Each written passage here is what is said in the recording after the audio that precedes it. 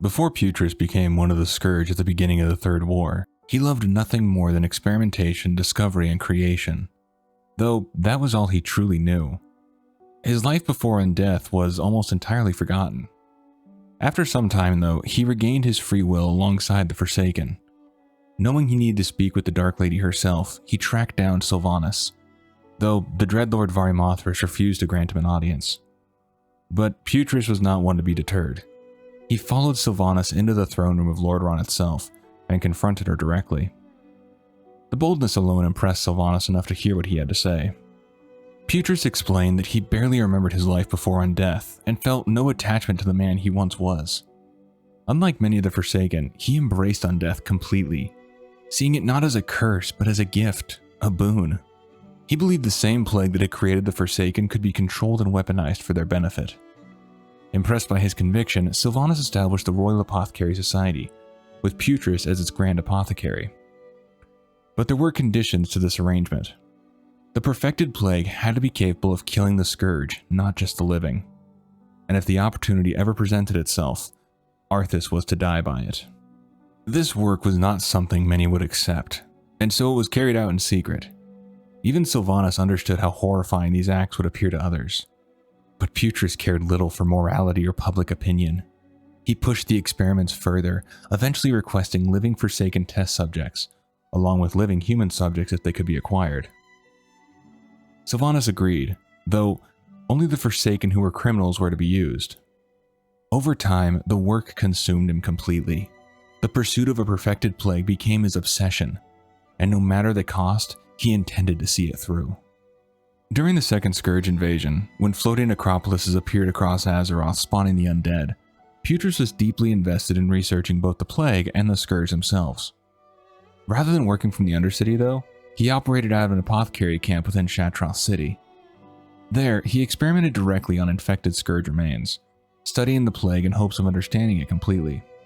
Eventually, when he believed he had made progress, he sent Horde adventurers back to their capital cities, carrying severed Scourge heads that contained both the plague and an anti-plague compound he had developed. The cure was only partially successful, but the results were promising enough that Putress believed with enough time he could either cure the plague of undeath or at least counter it more effectively. Even so, his research ultimately played an important role in helping stop the zombie outbreak. With this success, Putress gained greater value and recognition within the Horde. So when Thrall gathered the Horde leadership to discuss the growing Scourge threat, Putress was present among them. During the meeting, Sylvanas personally offered both Putress and his expertise to aid the Horde campaign against the Lich King. What had once been secretive Forsaken research was now becoming one of the Horde's greatest weapons against Arthas. Throughout his work on the plague, Putress kept Sylvanas updated on its progress, and she continually reminded him that if an opportunity ever arose to use it against the Lich King, he was to do so without hesitation. Ever since the Northrend campaign began, both Alliance and Horde had launched massive assaults across the frozen continent. Through these campaigns, they managed to secure footholds in both Howling Fjord and the Borean Tundra.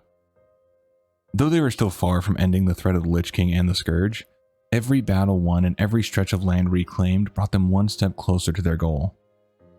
Over time, both factions pushed deeper into Northrend, slowly advancing toward Icecrown, where they'd hoped they could finally strike at the monster responsible for this endless war.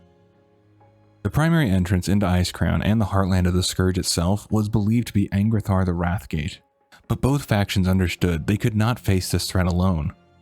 For the moment, a temporary truce had been formed as Alliance and Horde forces gathered near the Wrathgate in preparation for the assault. This would mark the first true attempt to directly breach the Lich King's domain, and while both armies prepared as best they could, everyone understood this would be their hardest battle yet. Before the assault began, each faction established a nearby stronghold. The Alliance constructed Fourdragon Hold under the command of High Lord Bolvar Fourdragon, while the Horde established Korkron Vanguard led by Dranosh Sourfang. However, before launching the attack, it was critical to ensure reinforcements from Azul Narub and Naxxramas could not reach the Wrathgate. Thankfully, both threats were contained, and at last, the armies of the Horde and Alliance prepared to launch the assault that could decide the fate of the war itself. The Alliance made the first move and struck against the Lich King's forces. The battle was fierce as they fought to break through the Scourge army blocking their path. Bolvar led the assault, fighting alongside his soldiers as the clash of steel echoed across the battlefield. Limbs were severed, soldiers cried out in desperation, and all around him his troops fought relentlessly, driven by the hope of ending this colossal threat once and for all. For a time, it seemed as though the battle might actually be turning in their favor. From the massive gate emerged Frost Vrykul alongside fresh Scourge reinforcements. Bolvar met the new threat head-on, blocking the swing of a massive axe before striking back with his sword in an attempt to cut the Vrykul down.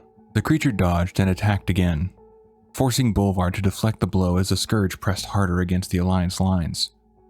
Slowly, his forces began to be overwhelmed, and the fear struck him that they might fall here before the gates of Icecrown. But the Horde would not stand idly by while the greatest battle of the war unfolded before them. Mounted atop their wolves, they charged into battle, crying out, "For the Horde!"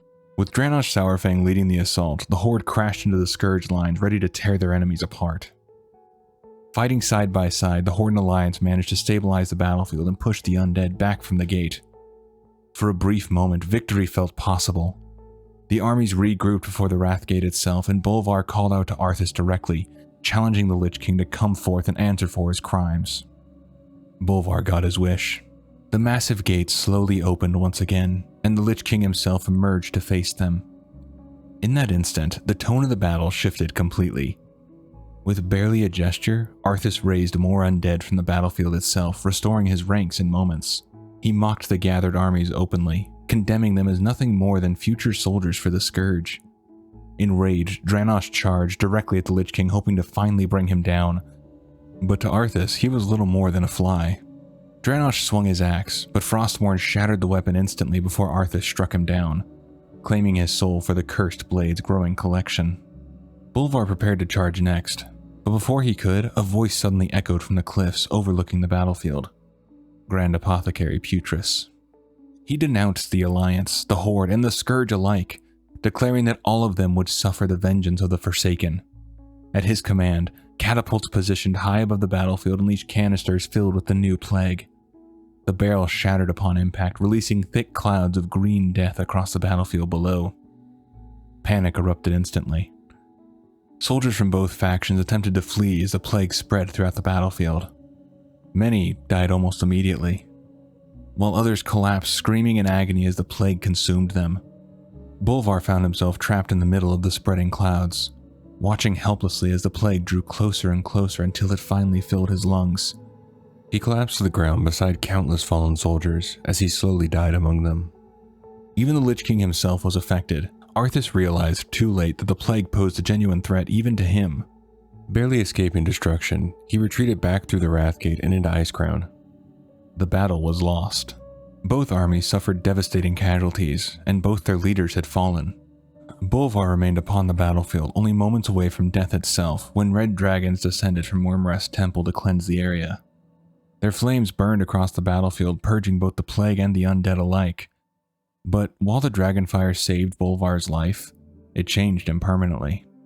Most believed he had perished that day until the Alliance and Horde later entered Icecrown Citadel and discovered him still alive, chained behind the Lich King's throne. The battle was over, but both factions were left taking stock of the devastation and wondering what came next. Sometime after the fighting had ended, Alexstrasza and her consort Corialstraz arrived at the Wrathgate.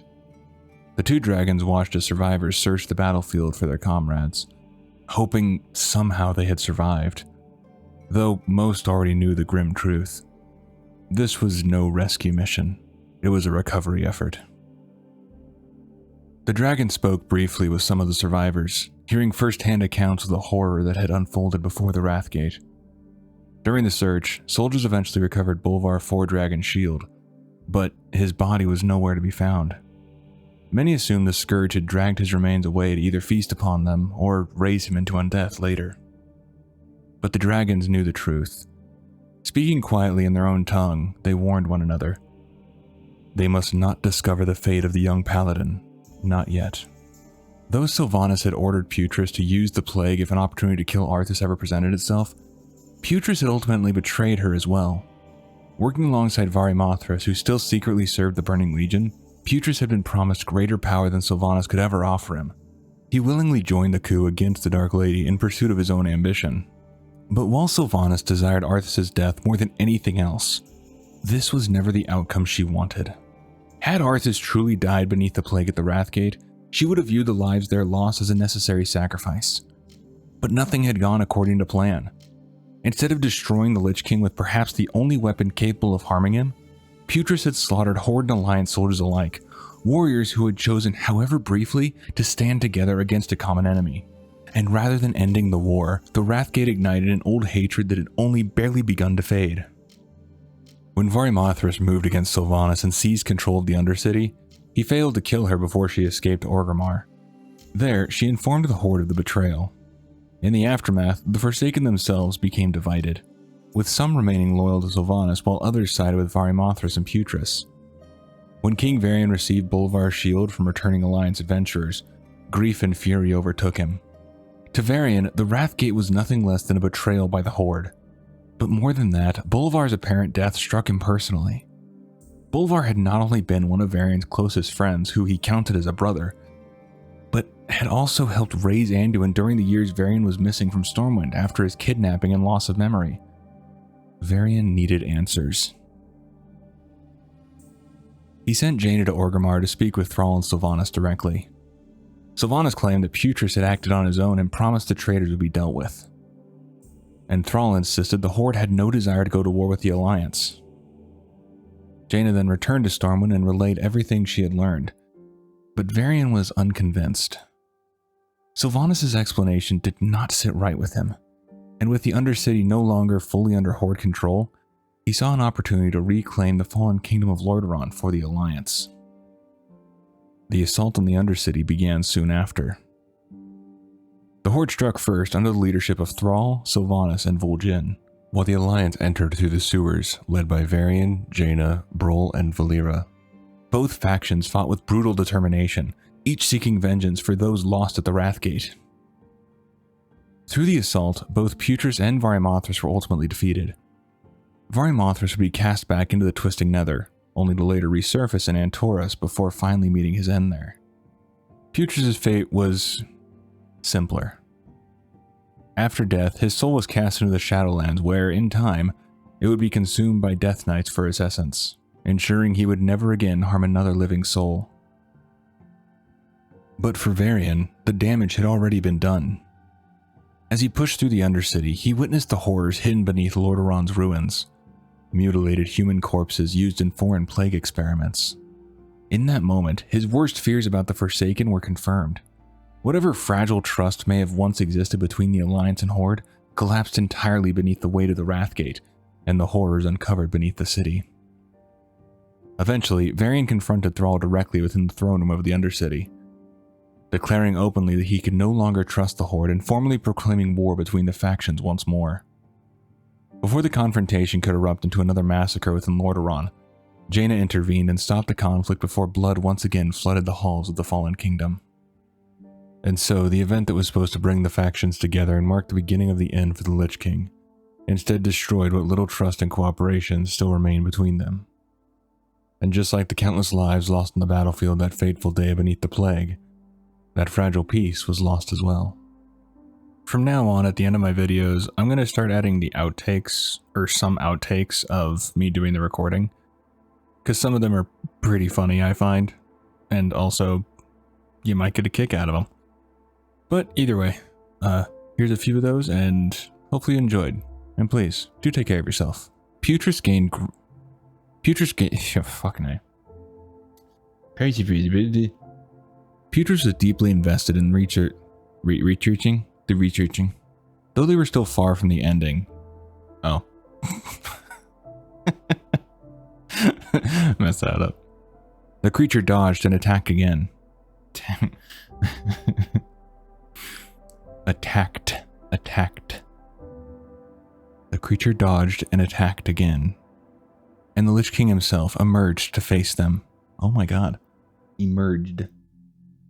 And the Lich King himself emerged to face them. Emerged to face them. And the Lich King himself emerged to face... Oh my god. It's not flowing. Emerged. And the Lich King himself emerged to face them. He mocked the gathered armies of He marked... Oh my god. And the Lich King himself emerged to face them. Oh